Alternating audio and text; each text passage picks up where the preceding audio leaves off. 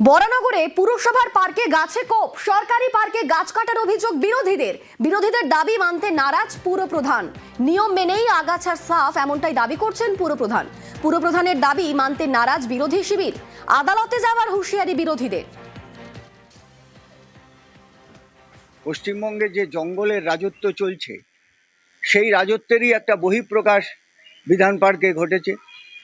পরিবেশের যে ভারসাম্য রক্ষার যে কাজ, সেই কাজ তৃণমূলের কাছে আশা করা যায় না।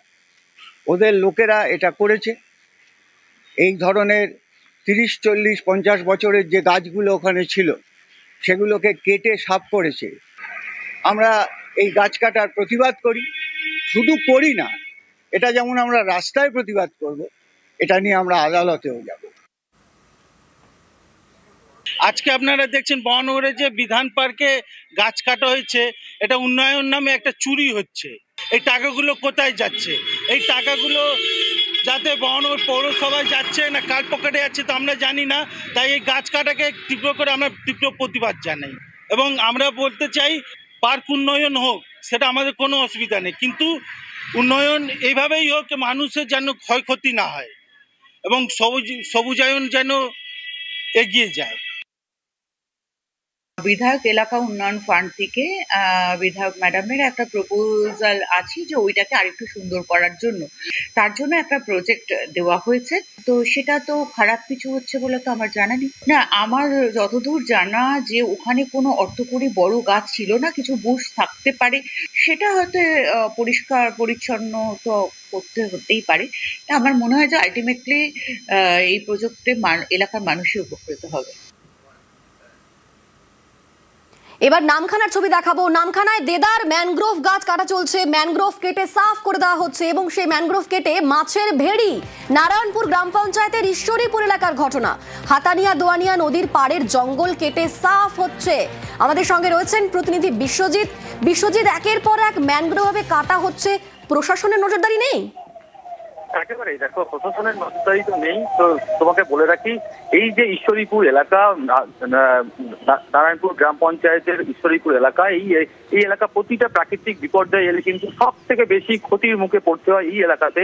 এবং সেখানেই যেটা দেখা যাচ্ছে যে নদীর চরে, একেবারে হাতানিয়া দোয়ানিয়া নদীর যে চর, সেই চরে গজিয়ে উঠেছে ম্যানগ্রোভ। এবং সেই ম্যানগ্রোভ কিন্তু স্থানীয় কিছু মানুষজন তারা জ্বালানির কাজে ব্যবহার করে বলে সেই ম্যানগ্রোভ কিন্তু একেবারে হাজার হাজার গাছ কেটে পুরো পরিষ্কার করে দেওয়া হচ্ছে। এবং এটা আজকের নয়, বেশ কিছুদিন ধরে কিন্তু এই ঘটনা ঘটছে এবং প্রশাসনের নজরদারি এড়িয়ে এই কাজটা করা হচ্ছে বলে অভিযোগ। এর পাশাপাশি যেটা বলছিলাম যে প্রাকৃতিক বিপর্যয় আমরা বারে বারে দেখেছি, এই যে ঈশ্বরীপুর এলাকা বারে বারে ক্ষতিগ্রস্ত হয়েছে, বাঁধ ভেঙে গিয়েছে, জল ঢুকে গিয়েছে, মানুষজন প্লাবিত হয়ে পড়েছে, ঘরের মধ্যে আটকে পড়ে রয়েছে, এরকমও ঘটনা ঘটেছে।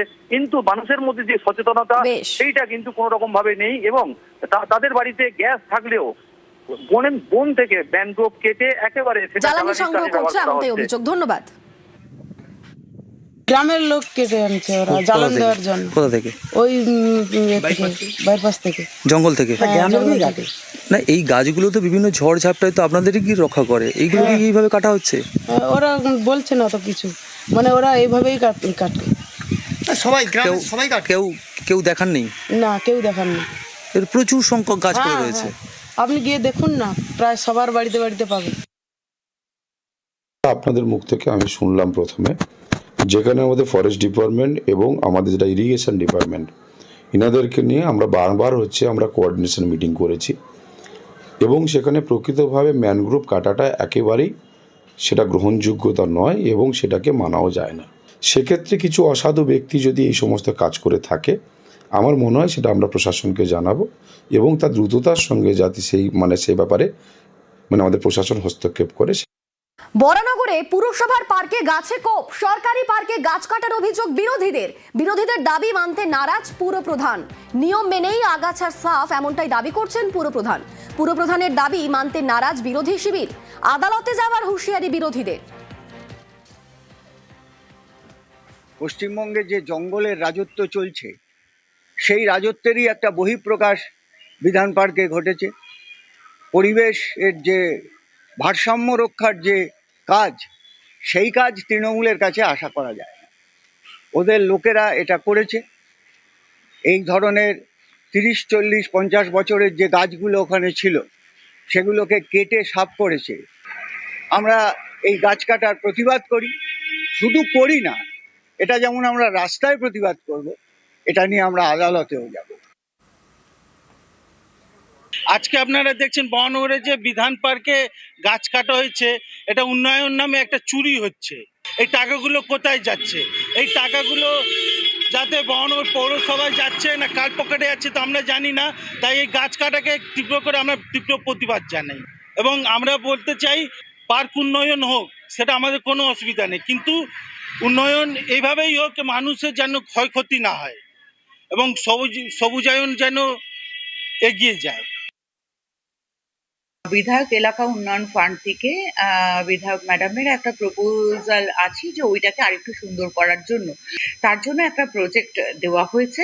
তো সেটা তো খারাপ কিছু হচ্ছে বলে তো আমার জানা নেই। না, আমার যতদূর জানা যে ওখানে কোনো অর্থকরী বড় গাছ ছিল না, কিছু বুশ থাকতে পারে, সেটা হয়তো পরিষ্কার পরিচ্ছন্ন তো হতেই পারে। আমার মনে হয় যে আলটিমেটলি এই প্রজেক্টে এলাকার মানুষই উপকৃত হবে।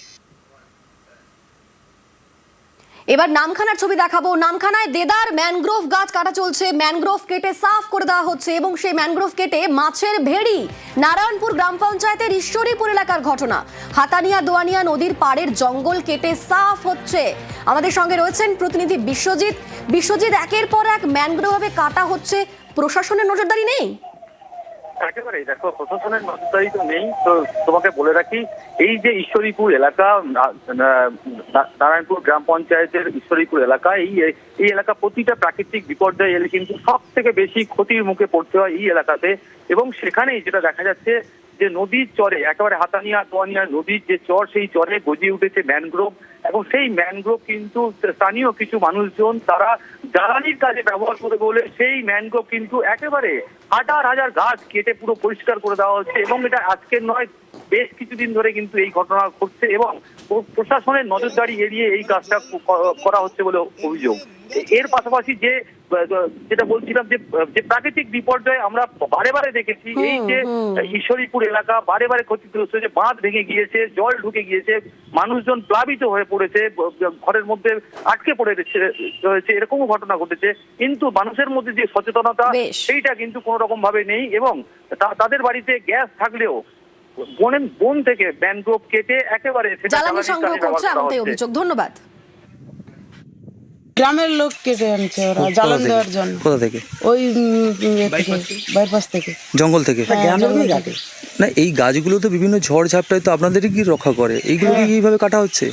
ওরা বলছে না তো কিছু, মানে ওরা এইভাবেই কাটে। সবাই কাটে। কেউ দেখান নেই? না, কেউ দেখান না। এর প্রচুর সংখ্যক গাছ পড়ে রয়েছে। আপনি গিয়ে দেখুন না, প্রায় সবার বাড়িতে বাড়িতে পাবেন।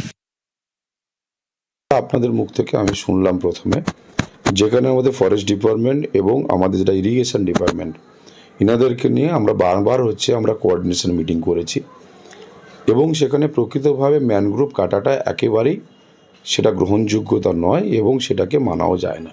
সেক্ষেত্রে কিছু অসাধু ব্যক্তি যদি এই সমস্ত কাজ করে থাকে, আমার মনে হয় সেটা আমরা প্রশাসনকে জানাবো এবং তার দ্রুততার সঙ্গে যাতে সেই ব্যাপারে আমাদের প্রশাসন হস্তক্ষেপ করে।